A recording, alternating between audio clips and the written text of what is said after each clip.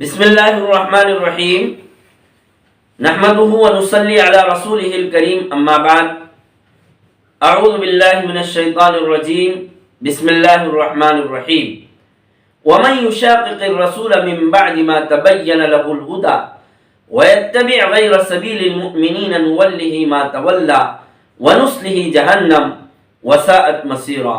صدق اللہ العظیم۔ ناظرین اور سامعین السلام علیکم ورحمۃ اللہ وبرکاتہ۔ الابلاغ چینل میں آپ کا خیر مقدم ہے اور حسب سابق ہم آپ کی خدمت میں حاضر ہیں۔ آج 27 ربیع الثانی سن 1443 ہجری 10 دسمبر سن 2021 بروز جمعہ ہے۔ جیسا کہ ہم آپ کی خدمت میں گزشتہ چند جمعوں سے گستاخان رسول کا عبرتناک انجام اس موضوع کے تحت واقعات پیش کرتے آئے ہیں، اور آج کی اس مجلس اور گفتگو میں بھی ہم آپ کی خدمت میں ایک گستاخ رسول ابی ابن خلف کا واقعہ پیش کریں گے انشاءاللہ تعالی۔ ابی ابن خلف یہ غزوہ بدر کے قیدیوں میں سے ہے، کفار مکہ میں سے ہے، لیکن غزوہ بدر میں قید ہونے کے بعد اس سے فدیہ لے کر اسے رہا کر دیا گیا، اور فدیہ لے کر اسے مکہ واپس جانے کی اجازت دے دی گئی۔ لیکن اس بدبخت نے، اس ملعون نے مکہ جاتے ہوئے آپ صلی اللہ علیہ وسلم کی شان اقدس میں گستاخی کیا، اور آپ صلی اللہ علیہ وسلم کی شان میں گستاخی پر مشتمل باتیں کہی۔ اس نے کہا کہ اے محمد، میرے پاس ایک گھوڑا ہے اور میں اسے خوب دانہ پانی دے رہا ہوں، اسے خوب کھلا پلا رہا ہوں، تاکہ اس گھوڑے پر بیٹھ کر اور سوار ہو کر اے محمد میں تجھے قتل کروں، نعوذ باللہ۔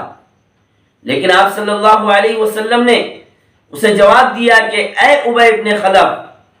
تجھے تیرے اس گھوڑے پر سوار ہونے کی حالت میں ہی تجھے قتل کروں گا انشاءاللہ تعالی۔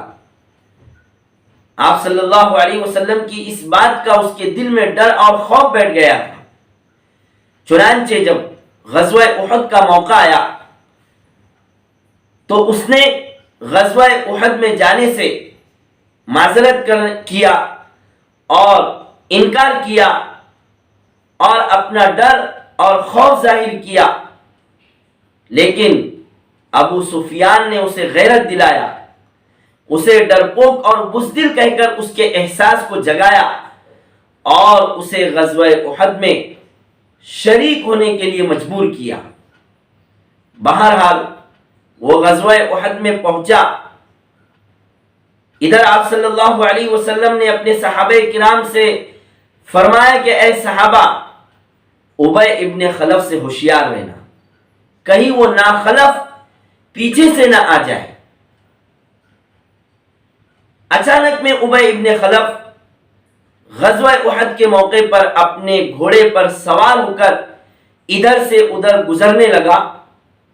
اور یہاں تک کہ اس نے آپ صلی اللہ علیہ وسلم کی شان میں گستاخی کیا،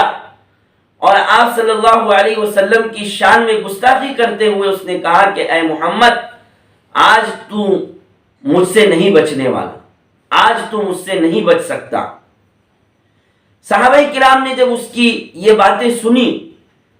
تو آپ صلی اللہ علیہ وسلم سے عرض کیا، یا رسول اللہ، ہمیں اجازت عطا فرمائیں کہ ہم اس مردود پر، ابی ابن خلف پر حملہ کر دیں۔ لیکن جب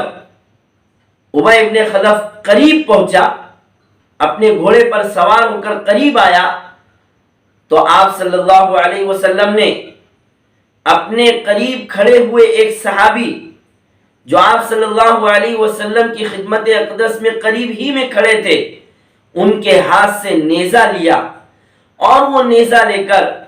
ابی ابن خلف کے اوپر پھینکا۔ چنانچہ وہ نیزہ اس کی گردن پر نیزے سے زخم آیا، اس زخم سے اسے ایسی شدید اور خطرناک تکلیف ہونے لگی کہ اس نے اپنے گھوڑے کی لگام کو پھیرا اور اپنی قوم اور اپنے ساتھیوں کی طرف بھاگا اور وہاں جا کر گھوڑے سے خود کو نیچے گرا لیا اور بیل اور جانوروں کی طرح چیخنے چلانے لگا، کرانے لگا، ڈکرانے لگا۔ تو قوم نے اور ساتھیوں نے اسے عار دلایا، اسے غیرت دلایا کہ اے ابے، یہ چھوٹا سا زخم ہے، معمولی سی خراش آئی ہے اور تو اتنا چیختا چلاتا ہے۔ تو ابی ابن خلف نے کہا، لوگوں سنو، تمہیں کیا معلوم ہے یہ کس کی لگائی ہوئی زخم ہے اور یہ کس کی ماری ہوئی مار ہے؟ یہ محمد صلی اللہ علیہ وسلم کی لگائی ہوئی ضرب ہے اور مار ہے اور زخم۔ مورخین نے لکھا ہے کہ وہ اپنی تکلیف اور زخم کا اظہار لوگوں سے اس طرح کرنے لگا کہ اگر اس زخم کی تکلیف اور اس مار کی تکلیف اور اس معمولی خراش کی تکلیف اگر سارے حجاز والوں پر بانٹ دی جائے، سارے اہل عرب پر تقسیم کر دی جائے، تو ایک دم وہ سب کے سب مر جائے اور ختم ہو جائے۔ اتنی خطرناک۔ بہرحال آپ صلی اللہ علیہ وسلم کی لگائی ہوئی اس زخم اور اس مارے ہوئے نیزے کی وجہ سے وہ چیختا اور چلاتا رہا، کراتا رہا، تڑپتا رہا، اور اسی حالت میں تڑپ تڑپ کر وہ مر گیا، ختم ہو گیا اور جہنم رسید ہو۔ یہ تھا ابی ابن خلف کا عبرتناک انجام کہ آپ صلی اللہ علیہ وسلم کی شان میں گستاخی کرنے سے وہ آپ صلی اللہ علیہ وسلم کے ایک معمولی سی لگائے ہوئے زخم سے تڑپ تڑپ کر اور بل بلا کر اور چیخ چلا کر مر گیا اور جہنم رسید ہو گیا۔ بہرحال واقعات سے یہ پتہ چلتا ہے کہ آپ صلی اللہ علیہ وسلم کی شان میں گستاخی کرنے والا چاہے اس زمانے کا ہو یا اس زمانے کا ہو، اسے اللہ تعالیٰ نے جہنم رسید کیا ہے، اسے برے انجام تک پہنچایا ہے اور اس کا بڑا عبرتناک انجام ہوا ہے، اور ساری دنیا نے اسے دیکھا ہے اور اسے یاد رکھا ہے۔ بہرحال آپ صلی اللہ علیہ وسلم کی شان مبارک میں گستاخی کرنے والا اور آپ کی توہین کرنے والا کوئی ہو، اسے اس زمین پر اور اس دنیا میں رہنے کا کوئی حق حاصل نہیں ہے۔ آپ صلی اللہ علیہ وسلم کی مخالفت